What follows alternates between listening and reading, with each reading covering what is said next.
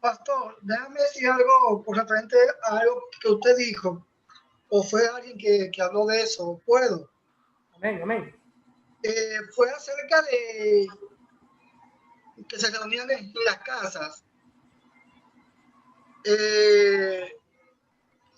Y creo que antes existían las sinagogas, como usted explicaba, las asambleas. Sí. Entonces se reunían los sabios a discutir los escritos, todas esas cosas de la ley y todo eso.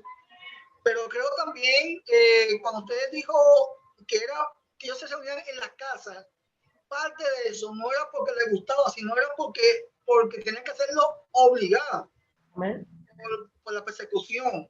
Entonces creo que eso se ha malentendido. Es bueno, sí, que levantemos un altar, no estoy en contra de eso, en las casas con tus hijos, con la familia.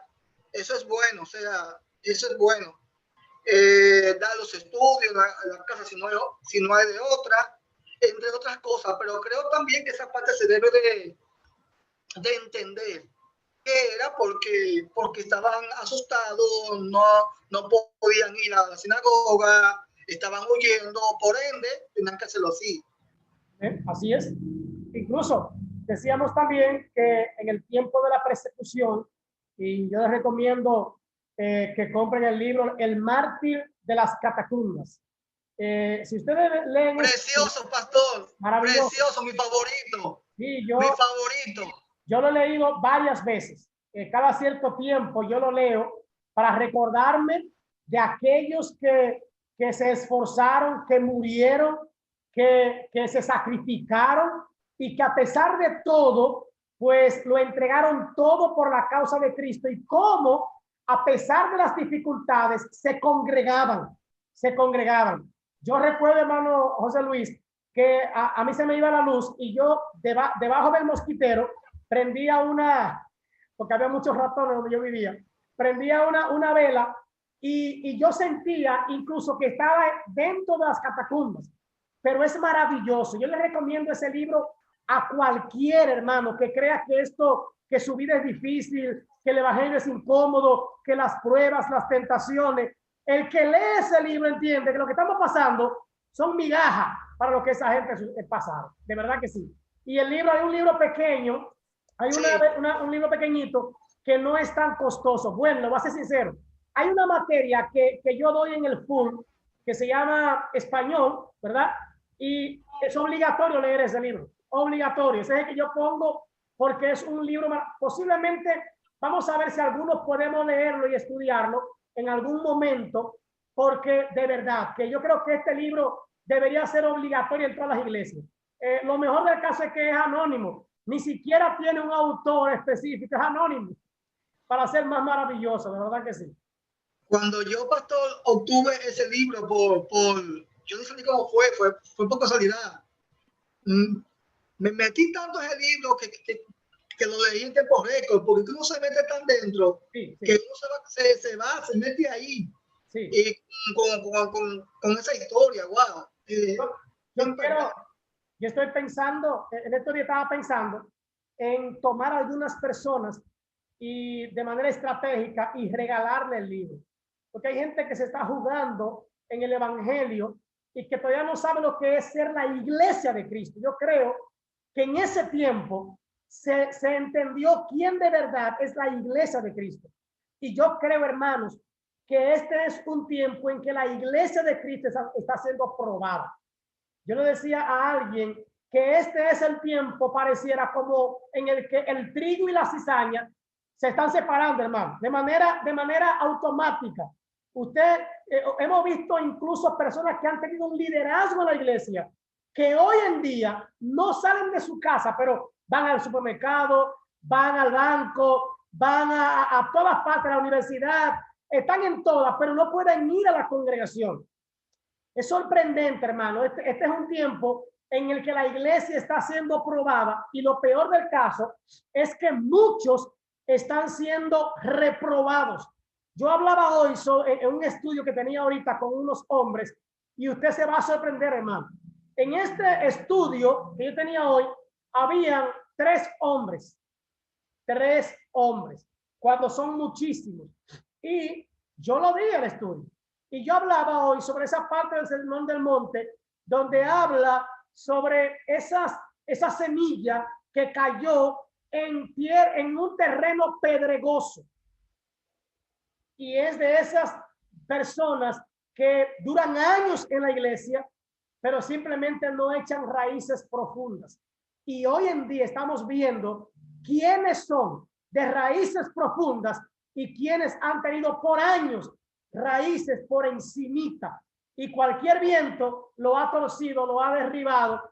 Pero cuán bueno es Dios, que en Joel nos dice que Él es misericordioso y que Él está esperando con bondad que nos volvamos a Él. Pero ese libro muestra, hermano, gente que prefería morir antes que negar o dejar a Jesucristo. Wow, eso era, léanlo. El que pueda, cómprelo. Yo creo que el pequeño no cuesta ni 250 pesos. Es un regalo que usted se puede hacer. Regálese eso de cumpleaños antes de cumplir años. Si ya lo cumplió, regáleselo después de cumpleaños. De padre, de madre, de hermano, de Navidad, antes de diciembre, de Black Friday. Regáleselo de lo que usted quiera. Pero yo le voy a decir algo, y el pastor lo sabe. Si usted lee ese libro, su vida va a cambiar. De verdad. Si no cambia al leerlo, entonces revísese que algo anda mal. Le doy 2 días para que lo lean. Como dice el pastor, en tiempo récord. El que inicia siente hambre de terminarlo. Es más, pastor, hasta en los epitafios que habían, hasta en lo escrito en las tumbas, wow, Dios habló a mi vida, hasta con eso, hermano.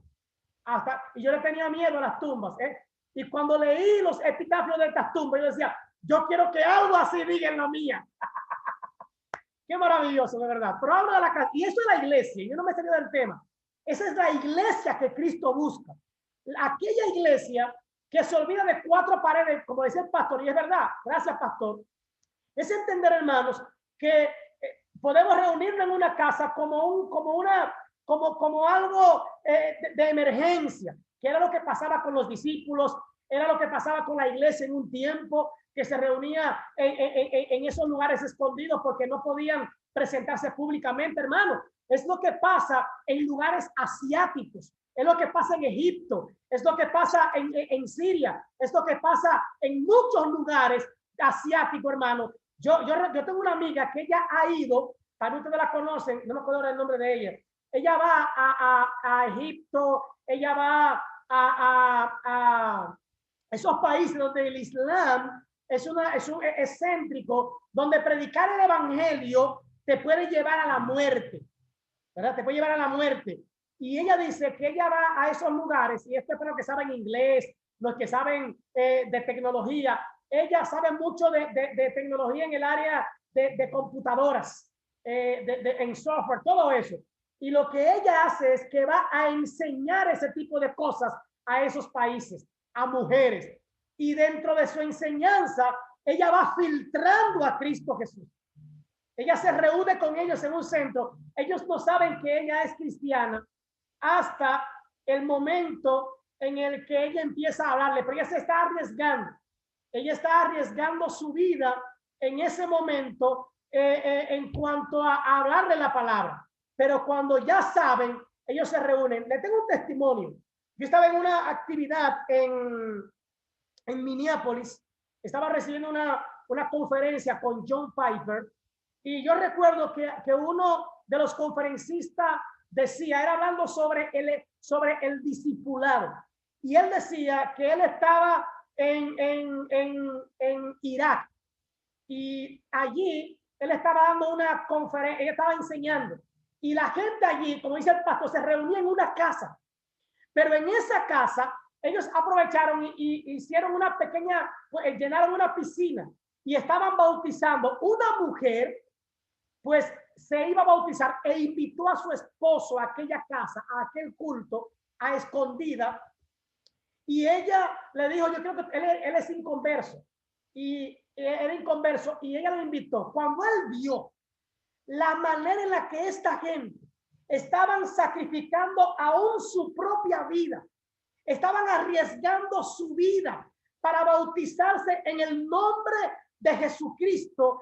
Este hombre quedó maravillado. Este hombre no encontraba qué hacer. Este hombre veía mujeres, este hombre veía jóvenes, niños, hombres bautizándose, sabiendo que si alguien hablaba de eso afuera, eran muertos seguros.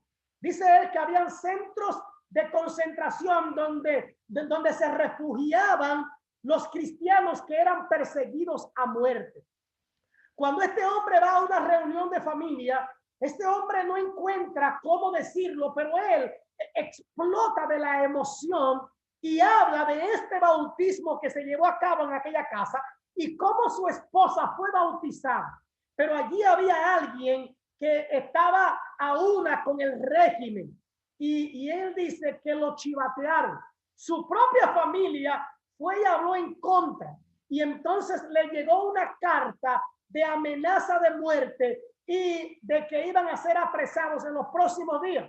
Y ellos tuvieron que irse con toda la familia. Este hombre tuvo que irse con toda su familia para que no le mataran a la esposa y a él por participar. Ellos se tuvieron que ir a un campo de concentración y allí estaban. Y el hombre allí aceptó a Cristo porque él veía cómo toda esta gente estaba dispuesta a morir por el evangelio y por la causa de Cristo. Y esto hizo que él aceptara a Cristo. Y lo más sorprendente fue que aún desde ese lugar, ellos le escribieron un texto bíblico al conferencista. Y él leyó el texto bíblico donde decía que ellos estaban orando, que desde su encierro, ellos oraban para que algo grande pasara en esa conferencia. Eso fue. Y ellos se estaban reuniendo en ese lugar y ellos sabían que en cualquier momento podían ir a la hoguera o podían fusilarlo a balazos. ¡Wow! Pero eso era fe, hermano. Hay lugares donde hay personas que se están sacrificando, que los están matando con los hijos en las manos. Esos videos que vemos no son montajes, mi hermano, son reales. Gente que son quemados vivos. Oiga, que lo queman porque ellos prefieren morir por la causa de Cristo antes que negar el evangelio. Templos que son quemados. Y yo pienso a veces, y nosotros con todas las facilidades, con la libertad todavía, hermanos, de poder congregarnos, de poder ir a un templo, de poder reunirnos en las casas, de poder predicar en las calles, en las canchas, libremente. Y nosotros que somos libres, estamos escondidos y no estamos anunciando el evangelio de salvación y de vida eterna. Somos la iglesia libre, pero que está escondida en las cuatro paredes y no estamos hablando del reino del Señor que viene pronto. Y eso es vergonzoso, hermano. Pero esa es la iglesia que estamos viendo hoy en día. Discúlpenme.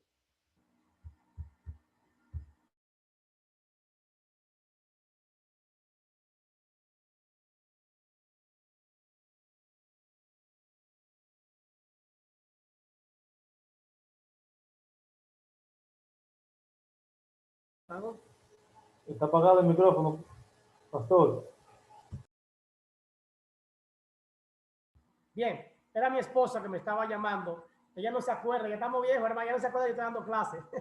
Lo que pasa es que yo vine a un estudio bíblico a la iglesia y yo me quedo corrido, después del estudio, yo me quedo corrido con ustedes. Y ella me estaba diciendo, ya son las 9, para que yo deje el estudio por el toque de queda. Pero mi oficina y la iglesia están frente a mi casa, yo cruzo de un pronto. Bien, gracias, hermano. Entonces, ¿cuál es la iglesia que Cristo está buscando hoy en día? La iglesia que está escondida por una pandemia. Yo no estoy en contra, hermano, de que demos la enseñanza por aquí, de que demos los cultos por aquí. En lo que estoy en contra es que hay gente que ni siquiera por Zoom se están congregando, que ni siquiera por Facebook se están congregando. Gente, hermano, que son mentirosos y falsos, porque ellos, cuando tú estás por Zoom, por Facebook, perdón, te ponen amén. Y después que te ponen amén, espantan la mula y te dejan ahí, ya no vuelven jamás y nunca en la vida. No te oyen más O te ponen ahí de que están ahí y se van a fregar, se van a ver películas, se van a hacer otra cosa y no están ahí. Otros, que no es el caso de los que están en mi clase, te ponen ahí también, abren Zoom. Entonces, el hermano fulano que ore. Cri, cri, cri, cri, porque el hermano fulano tiene otra cosa. Pero está ahí, la cámara está ahí, el nombre está ahí, pero ellos no están en el culto, hermanos, no están ahí. Y otros que tienen la facilidad, tienen vehículos, viven cerca de la iglesia, están sanos, tienen muchas facilidades, pero no van a la congregación. Pero más aún, hay muchos que están laborando, están trabajando, están recibiendo, están en fase, están aquí, están allí, y no son capaces de sostener económicamente a su congregación. Y yo pienso, ¿qué será de esos ministros, de esas ministras que están esperando, que no pueden laborar, porque son pastores o son líderes a tiempo completo y que no está llegando nada de esa iglesia de Cristo que ha hecho un compromiso con una iglesia local de sostenerla con su testimonio, con sus diezmos y con sus ofrendas? Eso también es ser la iglesia de Jesucristo. Pero esa parte a veces nos duele que nos enseñen de esa parte, hermano. La iglesia de Cristo no, se ha convertido en una consumidora. Somos una iglesia consumidora, hermano, pero somos muy pocos aportadores. Somos pocos aportadores. Este es el tiempo para que la iglesia llame al pastor. Pastor, ¿cómo tú estás? Pastor, ¿cómo está tu familia? Pastor, ¿cómo está tu vida? ¿Cómo están tus hijos? ¿Cómo está tu despensa? Porque el año entero el que se preocupa por cómo va la salud, tienes medicina, estás bien, estás enfermo. Pero no solamente es eso. Pastor, ¿cuánta gente de mi congregación está mal? ¿Cuánta gente de la congregación usted cree que necesite un 10 libras de arroz? Que necesiten a lo mejor un poquito de aceite. Óyeme, la viuda no necesitaba muchas cosas. Solo aceite y harina, hermano. A veces creemos que es mucho. La iglesia es aquella que se preocupa por los demás miembros. Decíamos la semana pasada que somos un cuerpo, somos una unidad, hermano. Lo que hacía la diferencia en la iglesia antigua era lo que trajo el crecimiento, lo que trajo la multiplicación, dice las escrituras, es que ellos tenían todas las cosas en común y estaban unidos. Unidos. Y la iglesia de hoy, hermano, a veces no funcionamos como tal. No funcionamos como tal. Y Dios nos llama a eso, hermano. Nos llama a unirnos. Nos llama a ser somos escogidos, ¿verdad? Entonces, ¿a qué somos llamados como iglesia? ¿Verdad?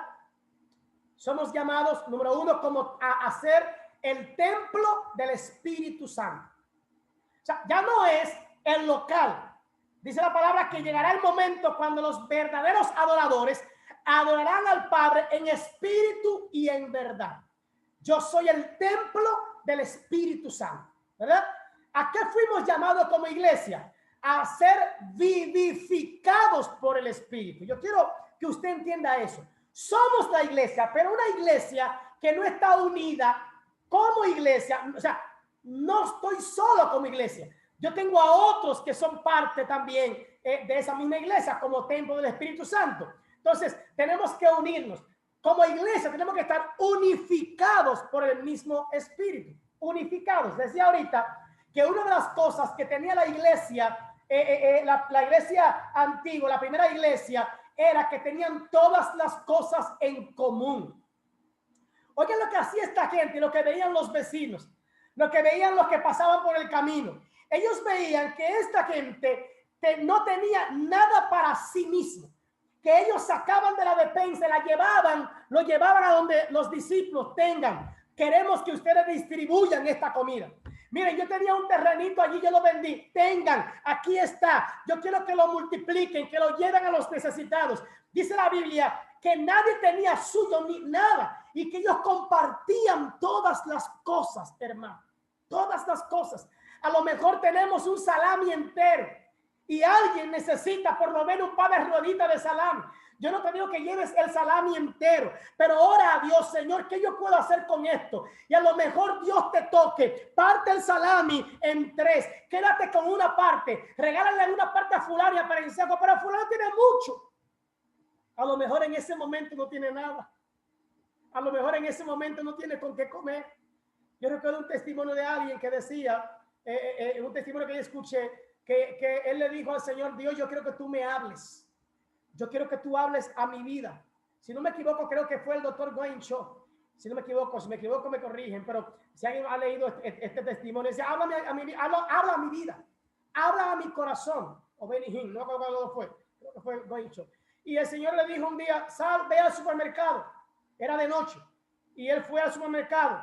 Le dijo, ahora compra leche. Dios, leche, para que yo no necesito leche. Compra leche. Y él compró leche.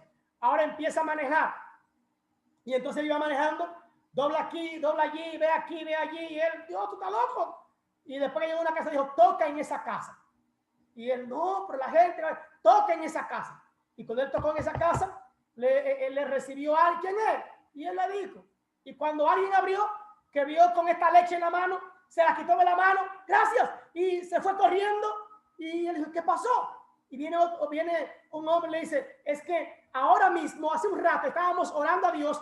Nuestro hijo no tenía leche, está llorando, está muy mal y necesitamos leche. Y oramos a Dios para que Dios nos supliera la leche de nuestro niño. Entonces, oye, una iglesia unida, ora a Dios. ¿Qué tú quieres que yo haga con todo este arroz que yo tengo? O con el arroz que tengo. ¿Qué hago con esto que tengo? ¿Qué hago? ¿Qué tú quieres que yo haga? ¿Cómo tú quieres que yo sea la iglesia del Señor? Y él dice, únete. Únete. Tienes que unificarte por el Espíritu. Y también somos llamados a la santidad, hermano. Como iglesia. La descripción de la iglesia es llamada a la santidad. Claro, estamos hablando de una santidad interna. Primero, lo que dice en Joel es, rasgad vuestros corazones y no vuestros vestidos. Lo que tiene que rasgar es el corazón. O sea, el cambio, la santidad es interna, hermano. Es interna. Y eso entonces se va a reflejar en el momento indicado. Amén. La función de la iglesia. ¿Cuál es la función de la iglesia? ¿Para qué fue llamada la iglesia? ¿Cuál es el trabajo de la iglesia? ¿Para qué fuimos llamados? Número 1, para hacer la evangelización. Una iglesia es una evangelizadora. Pastor, ¿para quién es esto? Para todo aquel que se llame la iglesia de Cristo Jesús. Y yo creo que el grupo de alabanza es la iglesia de Cristo también. Yo creo que el que toca el instrumento es la iglesia de Cristo. Que los diáconos, los ancianos son la iglesia de Cristo. Entonces, la evangelización no es exclusiva para un grupito. La evangelización es un trabajo de toda la iglesia de Cristo, de la iglesia en común. Todos fuimos llamados a hablarle el evangelio, a llevarle las buenas noticias a todos aquellos que nos rodean, sin acepción de personas. No podemos decir a este sí, a aquel no, este no. Óyeme, y la pregunta es, ¿cuántos de nuestros familiares hemos nosotros evangelizado? ¿A cuántas no con este? Oye, tienes que arrepentirte, siervo. Tienes que cambiar de vida. Yo soy ajeno. No. Es ir y decirle, quiero compartir contigo una enseñanza. Quiero hablarte de algo diferente, pero no solamente de palabra, sino porque si no damos testimonio no podremos hablar con nadie.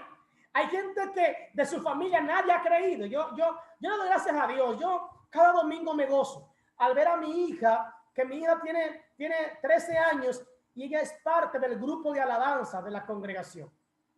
Y cuando yo veo a mi hija cantar, le digo, gracias Dios porque tú has permitido que mi hija venga al evangelio. Mi hijo también está en el evangelio y tiene 11 años. También mi hermana, que se mantuvo cerca de mí ahí cerca, es cristiana. Sus hijos vienen a la iglesia.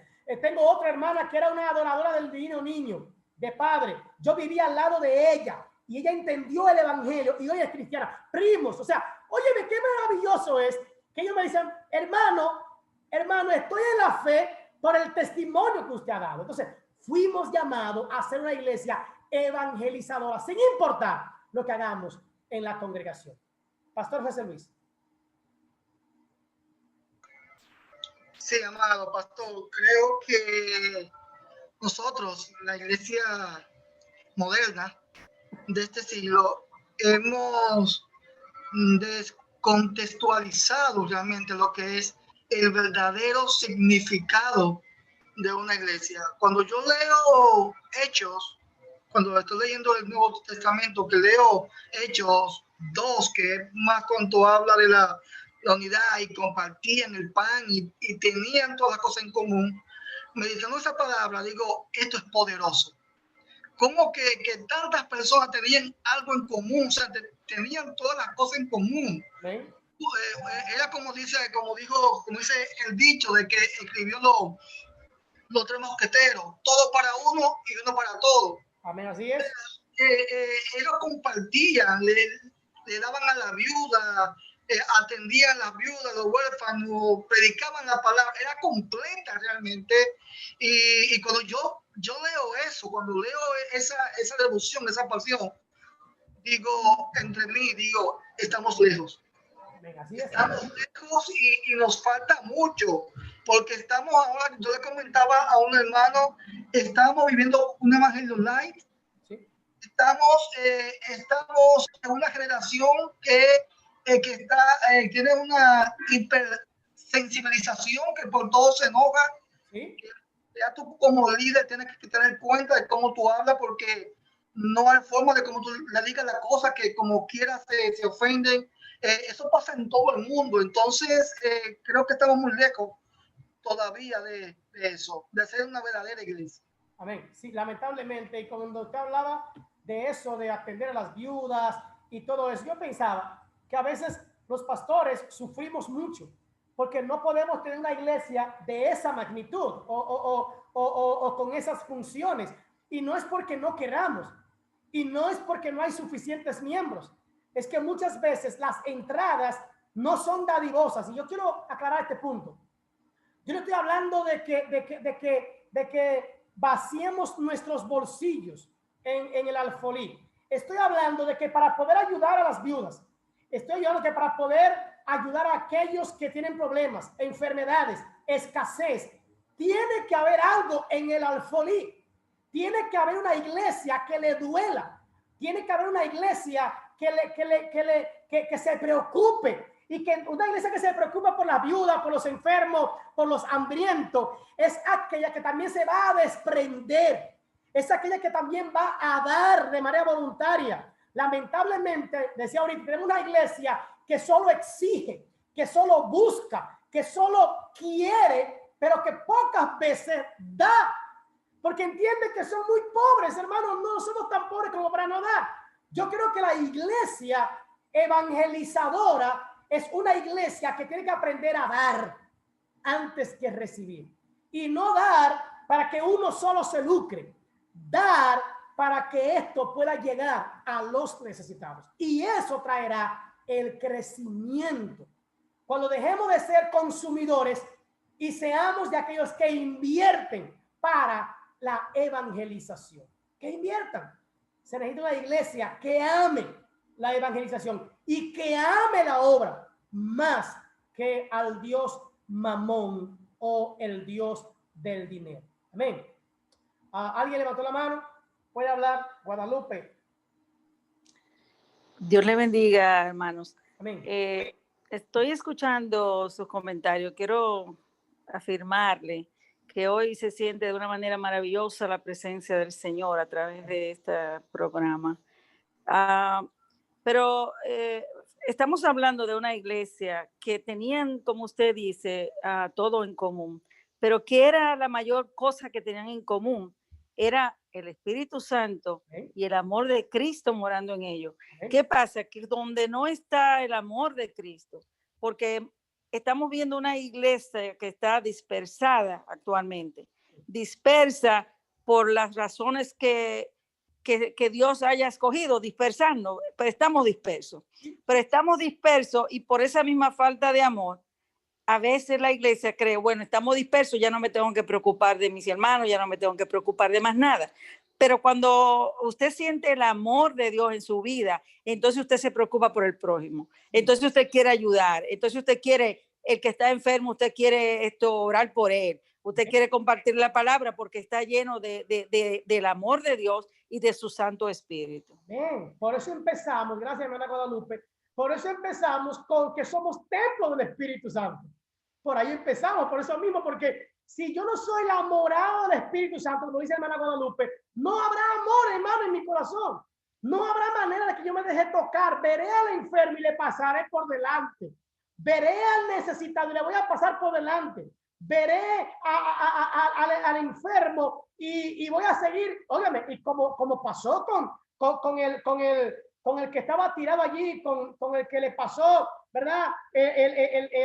El sacerdote, le pasó el otro de alabanza y decía, ando muy rápido, yo no me voy a ensuciar con este. Y a veces, hermanos, vamos tan rápido al templo, andamos tan rápido en los asuntos de Dios que nos olvidamos de esa iglesia que es el templo del Espíritu Santo, que ha sido vivificada por el Espíritu y que está unida con otros creyentes, pero no fuera de ese mismo Espíritu. Amén, hermano. O sea, el Espíritu Santo es el que encierra toda la vida del creyente, porque Él es el que pone tanto el querer como el hacer la voluntad de Dios en nuestras vidas. Entonces, maravilloso es eso que usted ha dicho, hermana. Sin el Espíritu Santo no hay manera. Lo que tenían en común esta gente era primero la presencia del Espíritu Santo de Dios. Y esto trajo un cambio, como dijo Joel, trajo un cambio. Ya ellos no cambiaron por fuera. Ya ellos no estaban a lo que los hombres podían mirar. Ya ellos no estaban conforme a lo que el hombre podía juzgar, a lo que el hombre aplaudía, a lo que el hombre veía. Porque hay gente, hermano, en el evangelio que está en el templo para ser visto, para estar en una lista, para estar en un liderazgo, para que me aplaudan, para que hablen de mí, para que digan que yo predico bien, para que digan que yo enseño bien, que yo uso bien la palabra. Pero si ese enseñar, si ese predicar, si ese cantar, si ese tocar, no es en el Espíritu y en la unidad del Espíritu, para que Dios sea glorificado y los santos sean bendecidos, en vano lo hagan. Es igual que hay gente que va y lleva su ofrenda y esa ofrenda la dejan ver en público. Buscan la manera de que todo el mundo vea que yo estoy dando 100 cañones o que estoy echando 500 ese día o que yo llevo el sobre del diezmo y lo llevo para ser visto por los hombres, que vean que yo diezmé, o que yo diga, ¿qué están haciendo con mi diezmo? ¿Qué es lo que hacen con lo que yo doy? ¿Qué es lo que está pasando con las entradas de la iglesia? Yo no estoy en contra, hermano, de que se diga, de que se anuncie, de que se hable, pero lo que tú das, lo que tú echas ahí, número uno, no puedes mostrarlo a todo el mundo. Número dos, no se puede dar de afuera, hay que darlo de corazón. Y los líderes deben entender cómo utilizar bien lo que se está dando. Pero eso es en todo, hermano. Como le decía hermana Guadalupe, pero debe haber un cambio de adentro primero, algo del Espíritu. Y cuando el Espíritu Santo me gobierne, estaré en unidad, seré vivificado, seré santificado también. Y también voy a vivir como templo del Espíritu Santo de Dios. Pastor José Luis. Pastor, que nos pueda también, por favor. José Luis, ¿va a hablar o se le quedó la mano levantada? No, está bien. Okay. No, okay. Que ahí mismo en Hechos había una señora que era muy importante, llamada Dorcas. Sí, Dorcas, sí. A esa mujer tuvo Pedro casi obligado que ir a levantar, porque hacía falta. Amén, amén. Porque murieron profetas, murieron apóstoles, mucha gente murió, pero ellos no acudieron a Pedro.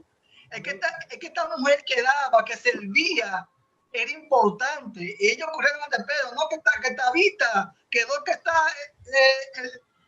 ya muerto. Y Pedro tuvo que ir a levantarla, o sea, en el poder de Dios. Cuán importante era esta mujer para esta gente, que acudieron, que aún después de muerta era importante.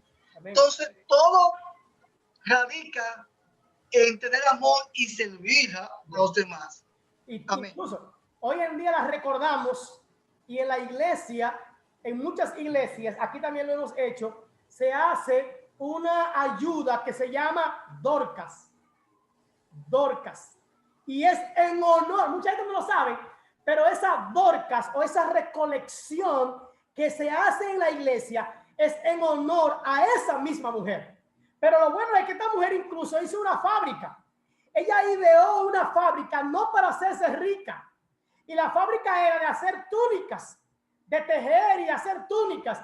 Y cuando estas túnicas se vendían, el fin de estas túnicas era llevarlo y mantener a los hijos de Dios. Porque estos hijos de, y Dorcas a lo mejor no era una buena predicadora, no era una buena cantante, no tocaba ningún instrumento, ella no declamaba un buen poema, ella ni siquiera barría la iglesia, pero ella entendía que ella podía servir y su manera era tejiendo o creando estas túnicas para venderla y llevarla a la casa del Señor para que otros pudieran ir y evangelizar. O sea, yo puedo ser una iglesia evangelizadora aunque no hable ni una sola palabra, ni una sola palabra. Si lo que yo doy puede llegar a comprar, aunque sea tratados, o a pagar el pasaje para que alguien vaya y hable la palabra. Miren, es sorprendente cómo los norteamericanos han entendido esta verdad. Yo me he sorprendido cómo el pueblo norteamericano ha entendido el ser un instrumento, aunque tú no estés en un lugar. Por ejemplo, hay cientos de norteamericanos que están ofrendando para que los ministerios se reproduzcan aquí en República Dominicana, en África, en Haití, en Guatemala, en Colombia, en diferentes lugares. Ellos están ofrendando, ellos están dando, porque no pueden ir personalmente. Gente inválida, gente con problemas de salud, gente de diferentes maneras que no pueden ir. Ellos envían sus donaciones. ¿Para qué? Para que la evangelización sea engrandecida y para que la iglesia local también pueda mantenerse de pie. ¡Wow! Eso es amor. Eso es tener el amor de Dios en sus corazones. Amén. Pero yo creo, hermanos, que tenemos que dejar ya de que otros sean quienes nos bendigan. Yo soy de los que digo, hermanos, que si la iglesia local aprendiera a adorar a Dios con todo lo que tiene, seríamos suficientes para hacer lo que sea en el nombre de Cristo Jesús. Amén. ¿Cuál es la organización de esa iglesia local? Aquí quiero aclarar. En esta parte de la organización, muchas congregaciones, ministerios, concilios o denominaciones tienden a variar. Yo voy a hablar aquí sobre en qué creemos como seminario. Esto no tiene que ser practicado por nadie. Como he dicho, escúchalo todo, retén lo bueno y desecha lo malo. Pero tengo que enseñarlo porque eso es parte de la materia. ¿Cuál es la organización bíblica de la iglesia? Habla primero de los ancianos. Habla de ancianos. Y lo que dice de los ancianos es, cuando habla, el antecedente de esto está en Éxodo, capítulo 3, versículo 16 al 18, que manda a Moisés a buscar, a llamar a los ancianos del pueblo. Pero cuando aquí habla de los ancianos del pueblo, no está hablando de los viejos, de los muy mayores en edad. No habla de los que tienen las canas. Está hablando de los líderes. La palabra anciano aquí es sinónimo de liderazgo. Liderazgo, de gente de sabiduría, gente de conocimiento, gente que está en una posición de liderazgo y que está dirigiendo a una parte del pueblo. Entonces, cuando hablamos de ancianos, estamos hablando de aquellos que dirigen al pueblo. En el Nuevo Testamento, en el libro de los Hechos, capítulo 11, versículo 30, también habla de los ancianos. En Timoteo 3, 1 al 7, habla de los requisitos de los ancianos para ser ancianos. Y habla de los ancianos, habla también como obispos, pastores. Estos son vistos como equivalentes. Cuando la Biblia habla de ancianos, habla de obispos, habla de pastores, son una misma cosa. Entonces, la Biblia no habla de anciano para dirigir la iglesia. La Biblia habla de un cuerpo de ancianos. Hay ministerios, hay concilios y denominaciones que a los diáconos le llaman ancianos. No, la Biblia habla de ancianos y habla de la elección de los diáconos como dos cosas separadas o diferentes.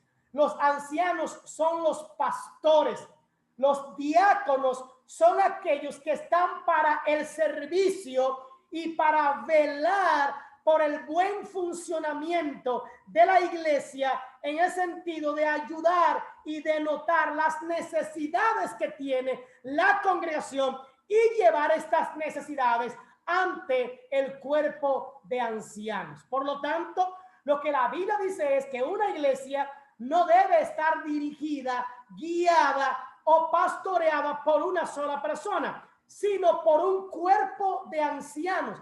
¿Para qué? Para que no solo uno tome decisiones, sino que esas decisiones sean tomadas por varios, para que no caigan en error, para que no caigan en falsa doctrina o para que no caigan en una dictadura. Desde la antigüedad eran ancianos. Claro, eso no es un asunto que va a empezar de la noche a la mañana. Por ejemplo, el pastor José Luis es quien dirige o guía esa iglesia. Puede ser que en un tiempo el hermano José Luis vaya bien forzado, vaya solamente escalando para arriba, forzado, explotado, hermano, explotado. Pero qué diferente fuera que José Luis tenga 3 o 4 más, dependiendo de la cantidad de la iglesia, donde estos hombres pueden tomar decisiones al junto de José Luis del buen funcionamiento de la iglesia. Y que José Luis diga, bueno, mira, a usted le toca, hay iglesias que están divididos con los ancianos, a veces por apellidos, de tal apellido a tal apellido toca fulano. Entonces ya el cuerpo de consejería es más amplio, el cuerpo de cuidado es más amplio, el cuerpo que vela por necesidad es más amplio. Entonces ya no solamente es uno que está mirando, sino que son 2 o 3 o 4 o 5 o 6, dependiendo de la cantidad de miembros que tenga una iglesia. Y ese cuerpo ministerial de ancianos dirige la iglesia. Yo empecé solo en esta iglesia y yo iba a explotar, pastor, una disciplina, el pastor. Un día yo dije, bueno, voy a elegir, y yo tengo 4 ancianos al lado mío. Los presenté a la iglesia. Estos hermanos tienen la misma autoridad que yo en la congregación. La única diferencia es que yo soy como el anciano mayor. Y entonces, cuando hay una discusión, somos 5. Cuando hay una discusión que no hay manera de que nos pongamos de acuerdo, ¿verdad? Entonces, yo tengo la última palabra. Eso es para. ¿Amén? Pastor José Luis, ¿va a decir algo? No, está bien, sí. Ok, entonces, pero eso es opcional, aunque ayuda bastante cuando el pastor no está solo, sino que tiene iguales. Esto también cuidaría al pastor de tomar decisiones y que estas decisiones solo recaigan sobre él, ya sea económica, ya sea de liderazgo, lo que sea. Entonces, pero, y aquí va el meollo del asunto y lo que puede destapar la tapa de Pandora, en ningún lugar de la Biblia habla en cuanto a pastorear, en cuanto a ser anciano, en ningún lugar habla a mujeres. Hay una separación en las escrituras en esta parte. Cuando habla de ancianos, se está refiriendo específicamente a aquellos que estaban liderando la iglesia desde la cabeza, y cuando se refiere a las ancianas, solamente se refiere en el sentido de que sean ejemplo de las más jóvenes. Entonces, la esposa del pastor, aquí en mi iglesia, a mi esposa le dicen pastora, pero no significa que ella sea pastora. Ella es la esposa del pastor, pero no hay problema, yo no me pongo bravo por eso, ¿verdad? Pero yo soy el anciano de la iglesia, el pastor de la iglesia, al junto de otros. Las esposas nuestras se juntan y, claro, hay reuniones nuestras en las que ellas participan. Voy a decir por qué. porque nuestras esposas son parte de nuestro ministerio. Y muchas veces ellas ven donde nosotros no vemos. Y ellas pueden observar lo que nosotros no observamos. Entonces, nosotros también escuchamos a nuestras esposas, porque nuestras esposas son parte de nuestro ministerio directamente. Ahora, en este ministerio no hay pastoras solas, no hay ancianas que estén al frente de una congregación, porque entendemos que la Biblia habla de ancianos, en este caso no de ancianas. Pero yo fui pastoreado por una mujer por más de 10 años. Es más, parece algo contradictorio que cuando hombres no creyeron en mí para poderme pastorear, quien creyó en mí fue una mujer y me permitió plantar una iglesia aquí en el sector de Atoyaque. Otra iglesia que yo planté aquí antes de pastorear esta iglesia. Fue una mujer. Pero en el camino yo me di cuenta de que realmente habían oposiciones dentro de las escrituras para que ella me pastoreara. Ahora, en la Biblia habla de Débora. Pero Débora, y ahí entro ya, Débora fue a la guerra fue ganada, ella le aclaró, si ganamos la victoria será de mujer, pero había una escasez, fue un momento especial. Entonces, si hay un lugar, aclaro, donde ya hay una mujer pastoreando, yo no soy quien para juzgar ese ministerio. Yo entiendo que si Dios le está usando, si le está creciendo, a falta de un hombre que la dirija, entonces se levantó una mujer, una Débora. Yo no soy quien para juzgar, condenar o censurar eso. Dios es soberano. No sé si me di a entender, hermano. Yo no condeno, no soy quien para condenar el pastorado de una mujer, pero bíblicamente hay ancianos, no hay ancianas para dirigir una iglesia. Bien, esa es la postura, pero esa es mi verdad, no tiene que ser su verdad. Amén, hermanos, para que estemos claros. Bien, entonces, si alguna congregación lo practica, no hay ningún problema, porque si los hombres no se lanzan, entonces la victoria, como en el tiempo de Débora, será de mujer. Amén. Así que los hombres, a ponernos la pila, amén, para que hagamos el trabajo. ¿Alguna pregunta? ¿Algún comentario hasta este momento? Se me quedó el agua en mi casa. Amén. Abra el micrófono. Sí, buena, pastor. Amén. Qué bien, escuché hablar esas cosas y por lo menos usted dijo que no condena, claro, que una mujer, porque también fui pastoreado por más de 15 años por una mujer. Amén. Y entiendo que fue Dios que la puso ahí. Amén.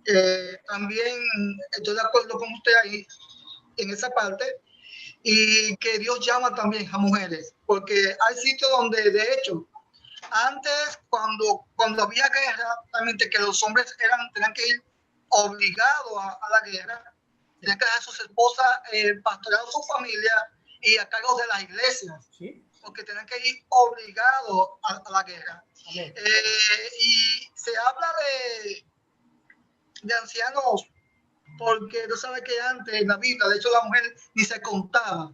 Exactamente.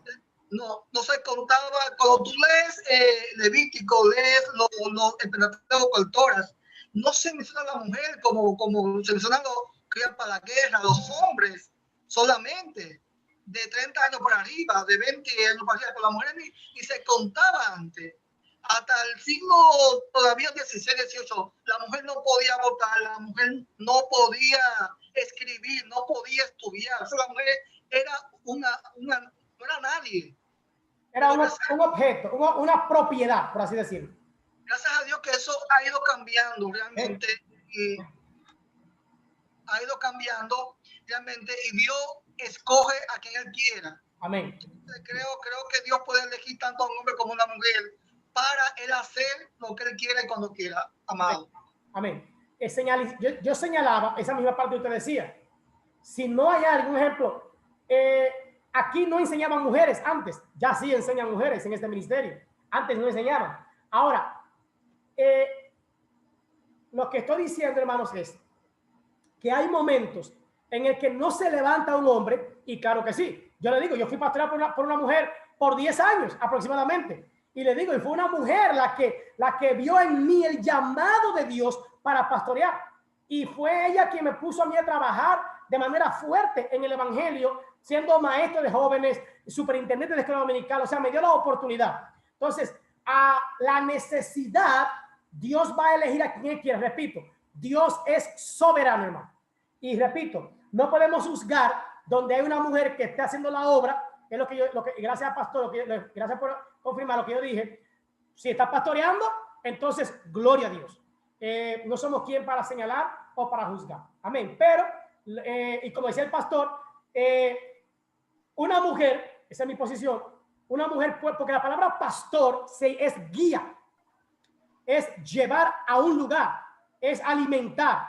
Y una mujer, pues, puede tener un grupo de mujeres y trabajar con esas mujeres. Una mujer puede, como decía el pastor, era la encargada de la enseñanza. Los hombres escribían la palabra en el dintel de todas partes, pero quien le daba la enseñanza era la madre, o era el aya, o la que lo cuidaba, era la que enseñaba. Entonces, claro que sí, hay muchas maneras de pastorear sin tener que dirigir a toda una grey, a todo un pueblo. A eso me refiero. Ustedes saben, y yo no quiero, como decía el pastor, a la mujer era contada cuando un hombre decía, ¿qué tú tienes? ¿Cuáles son tus posesiones? En la antigüedad decía, tengo tanta tarea de tierra, tengo esto, tengo aquello, tengo lo otro, y tengo tantas mujeres y tantos hijos, porque los hijos y las mujeres eran contadas como una propiedad del hombre.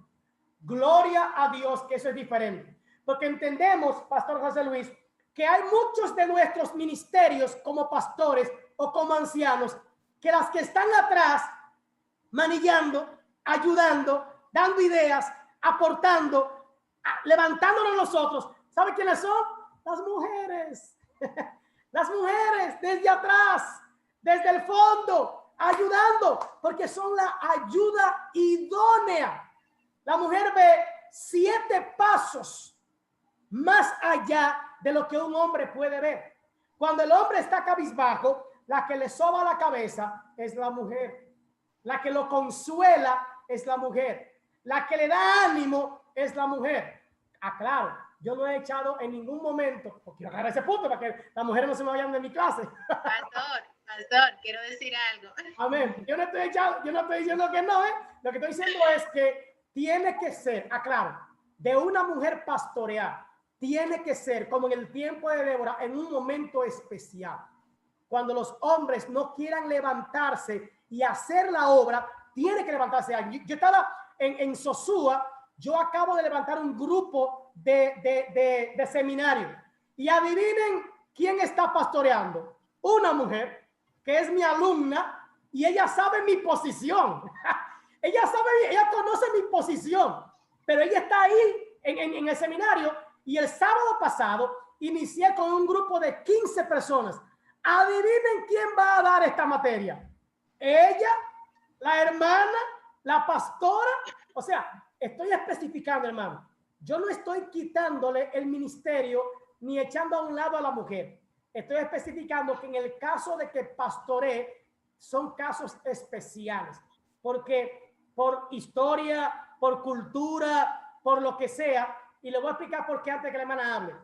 Tengo un caso, como muchos, quiero hablar de este caso, de una hermana que es parte de un seminario en Puerto Plata, otra más. Y ella es la pastora. Y ella misma ha testificado que ha tenido que darle boche al marido en la iglesia, que ha tenido que jalarle la soga y poner en disciplina al marido en la iglesia. Oiga lo que estoy hablando, hermano. Escuche bien. Yo pregunto, ¿cómo puede el orden divino llevarse a cabo en la casa y no llevarse a cabo en la iglesia? ¿Cómo puede dividirse el orden divino de que el hombre es la cabeza, que Cristo es la cabeza del hombre y el hombre es la cabeza de la mujer? Claro, no para subyugarla, no para humillarla, pero ese es el orden. Y la mujer es la cabeza de los hijos. Ese es el orden eclesiástico, el orden bíblico. Si me equivoco, pueden corregirme. ¿Cómo este orden puede llevarse a cabo en la casa Y en el templo, entonces, ella es la pastora, ella es la que manda, ella es la batuta, ella es la constitución, y puede, en el caso de ella, no es el caso de todas, pero ella manda a callar al esposo porque él no es el pastor. Ella le llama la atención en el templo. Ella, pero yo dirá, no, pues eso no es posible, eso es como ella es. Ella me dijo a mí, yo lo hago porque soy la pastora y él me avergüenza como miembro de la iglesia. No sé si me voy a entender. Hay cosas, claro, el hombre no puede tampoco humillar a la mujer por ser hombre y por ser el pastor. Lo que quiero decir es que el orden divino, a veces, no siempre, pero hay momentos en que se rompe en este caso. Bien, hermana, la que habló. Amén, Tiene amén, toda la palabra. pastor. Bendiciones. Este es un tema capcioso y peligroso también.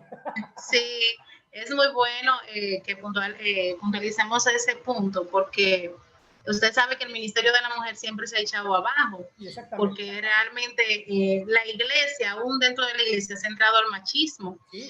Y yo entiendo que, y hay muchas iglesias, por ejemplo, que llevan mucho lo que es la doctrina de Pablo, que habla que la mujer no puede hablar, y a veces no estudian el contexto realmente en el que lo estaba diciendo, porque en el ministerio de Pablo hubieron muchas mujeres, o sea que a veces no vamos a la profundidad de la palabra. Y hay un texto que me gusta mucho, de Gálatas 3:28, que cuando Pablo dice que ya no hay judío ni griego, ni mujer ni hombre, o sea que todos somos parte de Cristo. Sí. Y yo sí creo en el ministerio de la mujer. Yo digo que yo no soy esposa del pastor, yo soy pastora porque Dios así me llamó. Porque tengo, claro, trabajo junto a mi esposo en el ministerio y claro, tenemos el orden de que él es la cabeza. Amén. No solamente dentro de la iglesia, que yo tengo que sujetarme, porque ese es el orden de Cristo, pero sí de una manera, o sea, como pareja. Y yo durante este tiempo que estamos viendo, que he estado estudiando la reforma junto con los jóvenes en el colegio, que le doy clase de Biblia, he visto que todas las mujeres de esos grandes reformadores fueron mujeres que Dios utilizó. O sea, no habla de la mujer de Charles Spurgeon ni muchísimos reformadores que Dios utilizó en ese tiempo. Esas mujeres fueron usadas por Dios. Sí. Y no se menciona porque uno tiene que estudiar realmente la biografía, solamente miramos los hombres, pero no vemos la aportación y cómo Dios utilizó a esas mujeres. Y la gente dice, siempre detrás de un gran hombre hay una excelente mujer. Y yo realmente voy con relación al ministerio de la mujer porque Dios ha puesto una responsabilidad en nosotros. Grandísimo. Así, dentro del hogar, el hombre a los hijos lo corrige y pone, esa es la norma de proverbio, que el hombre es el que corrige realmente. Pero nosotros como madre y como madres espirituales también somos aquellas que cuidamos, que damos atención, que damos amor, que pasamos la manita cuando a veces se le da duro con el fuerte. Somos las que le ponemos el ungüento a los hijos espirituales. Y yo entiendo y creo mucho en el ministerio de la mujer. O sea, hay gente que va a decir, no, usted no es pastora. A mí me dicen pastora en la iglesia. Pero hay, por ejemplo, yo me reúno con pastoras de otras iglesias y a ella no le gusta que le digan pastora. No, yo soy la esposa del pastor. Y dije yo, entonces, o sea, eso es una decisión personal. Amén. Yo entiendo que Dios me llamó al pastorado junto a mi esposo. Amén. Claro. Lo creo. Yo lo creo. Yo sé que, o sea, eso en el aspecto, por ejemplo, que el pastor decía, nosotros teníamos una pastora en nuestra iglesia en la que crecimos y la pastora, su esposo no era cristiano. O sea, en ese caso ella tuvo que entrar al ministerio, pero un testimonio tremendo de que el Señor ya partió con el Señor, pero ella se pasó toda su vida en el ministerio y ese hombre nunca llegó a la iglesia. Amén. O sea, no sé qué hubo, si fue una separación, no me acuerdo, pero yo nunca conocí a su esposo. Pasa eso. Maravilloso. ¿Sí? Dígame. Sí, siga. Se entrecortó hoy. Entonces, yo creo que sí, que Dios puede levantar mujeres cuando el hombre en un caso no responda, pero ya que están los dos, realmente debe de haber un respeto y la guianza sobre todo del Espíritu Santo, como usted dice. Yo no me puedo interponer sobre mi esposo porque si no estaría rompiendo una ley divina. Amén. Amén. Esa era mi aportación. Usted dijo algo maravilloso, hermano, y usted le puso la tapa al pobre en lo que yo estoy diciendo. Si él es varón, ¿usted es qué? Varona, ¿verdad que sí? Si él es pastor, usted junto a él es pastor. Maravilloso. Junto a él, repito, en lo que yo difiero es en que usted sea pastora sola. Pero en el caso de esa hermana, que el hombre nunca quiso, repito, ahí hubo un caso especial. A lo mejor en una iglesia nadie quiso y ella a lo mejor dio la idea, nadie quiso, pastoreó ella. O sea, óyeme, mi ministerio personal, si mi esposa que está a mi lado, seriamente no fuera ministerio, y Dios lo sabe. Para yo poder pastorear, yo necesitaba a esta mujer. Incluso yo empecé a pastorear, hermano, soltero, con ella de novia, solamente. Pero ella ha sido el complemento de mi ministerio. Como dijo la hermana, maravilloso. Ella, óyeme, ella a veces cuando yo estoy medio loco, que quiero arreciar y dar con la vara y mandar mandarriazo, ella es la que me dice, cuidado, tranquilo, no es así, espérate, no, entiéndelo, esto es así. Y me baja los humos y me calma. Esa madre amorosa, como dice la hermana, eso es verdad, yo entiendo eso. Y yo creo que sí, hermano. Si él es pastor, tú eres pastora. Y no te tiene que dar miedo. Incluso en este ministerio no se llama pastora, pero a mi esposa le llaman pastora. Pastora. Y a ella no le gusta, como dice el hermano, pero ya está acostumbrada. Está acostumbrada. Entonces, hermano, yo creo en el ministerio. Y quiero terminar con esto, porque ya voy a tener que terminar. Voy a hacer el 45. Usted dijo algo grande. Yo creo que la esposa de Charles Spurgeon era una gran mujer. Yo lo creo. Yo creo que las esposas de esos grandes hombres, se lo voy a decir por esto. Yo tuve el beneficio en la universidad, en la UAS, de estudiar a grandes poetisas y escritoras. Y estas poetisas y escritoras, en su mayoría, no tenían la patente de lo que escribían, porque era un pueblo machista que oprimía a la mujer. Y ellas tenían, lo que se menciona es a los esposos, ellas tenían que darle la patente de sus obras a los esposos. Ellos iban y lo presentaban y el premio Nobel se lo daban a ellos. La mujer no podía ir a recibirlo. No podía. Y eso era injusto, doloroso. Hasta que llegó un momento en que hubo mujeres que se levantaron y dijeron, no, espérate, fui yo que lo hice, a mí es que tienen que darme mi premio. Entonces tuvieron que sublevarse. Y yo no creo que eso sea malo, hermano, que la mujer exija su derecho. Lo que siempre debemos entender es la línea de Dios, el mandato de Dios y pues el orden divino, el orden bíblico, ¿verdad? Y como decíamos ahorita, si tenemos el Espíritu Santo, eso va a salir a relucir, tarde o temprano. Y a la mujer, aunque sea ella la pastora, ella entenderá el orden de Dios y va a respetar a ese hombre, aunque no sea cristiano. Va a respetar a ese hombre, aunque sea un miembro de la iglesia. Va a respetar a ese hombre, aunque él ni siquiera sea un testimonio, ni siquiera sea un líder en la congregación. Ese es mi cabeza, aunque yo sea la cabeza de la iglesia. ¿Entienden el orden, hermano? Bíblicamente, tú puedes ser la pastora, pero tú tienes una cabeza que es tu esposo. Y dice la Biblia que por testimonio a él, tú tienes que dar un buen ejemplo. A eso me refiero. Que ese orden debe estar tanto en la congregación como también en la casa. Aunque seas la pastora, él es la cabeza, sin tener que humillar. No sé si entendimos esa parte, hermano. A eso me refiero. Bien. Sí, amén. Sí, estamos claros, pastor. Pero gracias. Me gusta este grupo porque este grupo defiende su postura y lo defiende con altura y se mantiene y ok, estoy de acuerdo, hermana, usted para mí es pastora. ¿Y por qué no?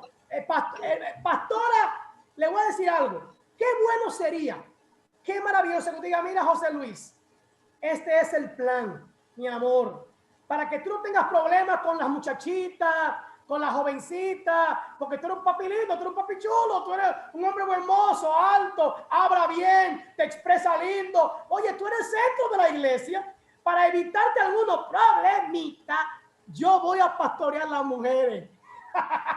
Tú vas a pastorear los hombres, tú eres pastor de todo el mundazo aquí. Pero yo quiero encargarme del ministerio de mujeres. Pastora, déjame decirle algo. Las iglesias, nuestras iglesias tienen un problema. Y es que la pastora o la esposa del pastor le está entregando la mujer a una presidenta de damas. Yo estoy en contra de eso rotundamente.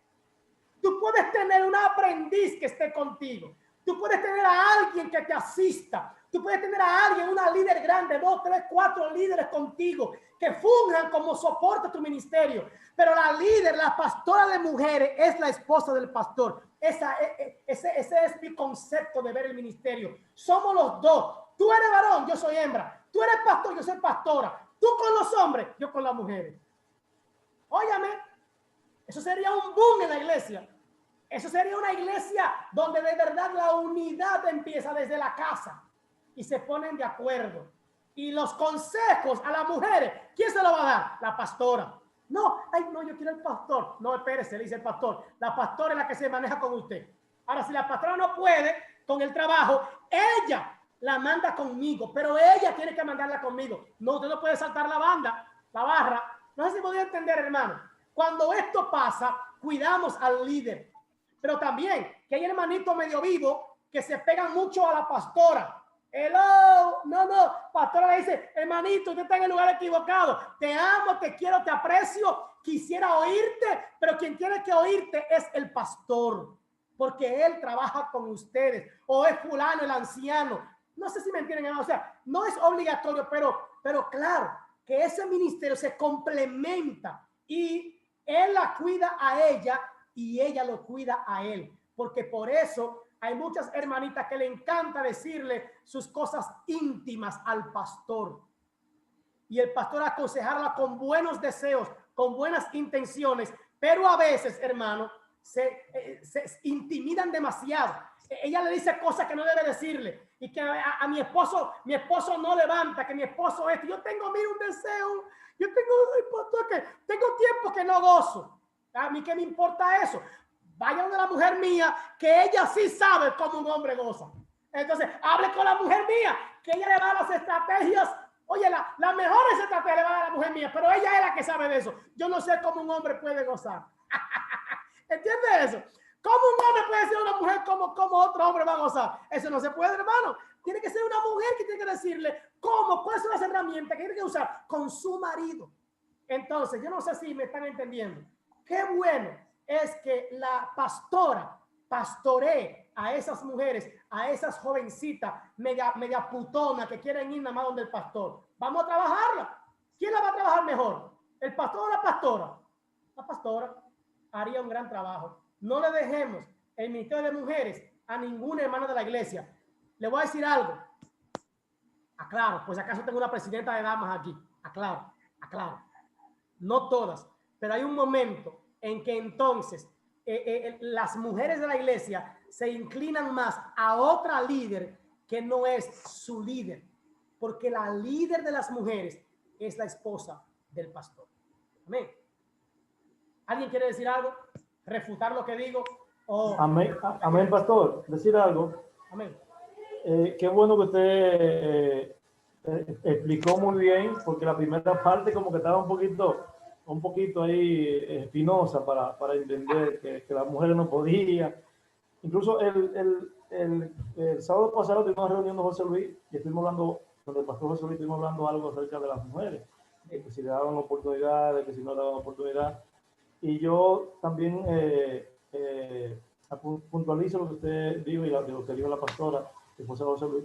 O sea, Dios usa a quien él elige, a quien él llama, ¿verdad? Pero ahí viene la contra de las cosas, o sea, con el orden divino que Dios ha establecido las cosas. O sea, el pastor, el hombre es la cabeza y la mujer, ¿verdad?, tiene que sujetarse al esposo. Pero realmente ya la última parte sí la entendimos, porque particularmente yo digo, espérate, ¿cómo es esto? Pero sí, gracias a Dios que explicó ya en la última parte de su participación. Me Gracias, salí de abajo de la patana entonces. Sí. Okay. Amén, no, hermano, yo no, perdóname si en un momento los puse a dudar. Yo no, en ningún momento he querido devaluar el ministerio de la mujer. Repito, hermanos, repito. Nuestras iglesias están llenas de grandes mujeres. Y yo creo, sin temor a equivocarme, que el lugar, y lo digo sin temor a equivocarme, el lugar que le ha dado más valor a la mujer el valor que realmente tiene son las iglesias de sana doctrina. Amén. Las Amén. iglesias, gracias a Dios por las iglesias de sana doctrina, que hemos entendido que la mujer y el hombre, como decía la pastora, que bíblicamente uno son, bueno, creo que fue Guadalupe, uno, son lo mismo ante Dios, hermano. Ahora bien, ahora bien, es bueno que entendamos esa parte. Yo creo que Dios es soberano y que Dios hace lo que Él quiere y como Él quiere y cuando Él quiere. Amén, amén, amén. Usó a una Débora en un tiempo de machismo rotundo y no solamente, y fue profetisa, fue jueza y fue una guerrera. Entonces nos muestra que Dios hace lo que le da la gana y como Él quiere. Pero repito cuál es la noción. Hay un tiempo especial en el que eso pasa. Solamente estoy hablando dentro del pastorado, hermano. Porque la mujer profetiza, la mujer es, yo creo que, óyeme, una verdadera adoradora, una verdadera evangelizadora, una verdadera ayuda idónea en cualquiera que sea el ministerio. Óyeme, de verdad. Es más, yo me atrevo a decir que sin la mujer, hermano, en la iglesia estaría vacía. Me atrevo a decir eso. Vacía. De verdad que sí. Yo estoy loco. No se diga a nadie. No digan esto muy alto. Déjame dejar de grabar para decir esto. Espérense, déjenme terminar. Déjenme dejar de grabar. Porque esto queda en la historia. Después yo tengo problemas.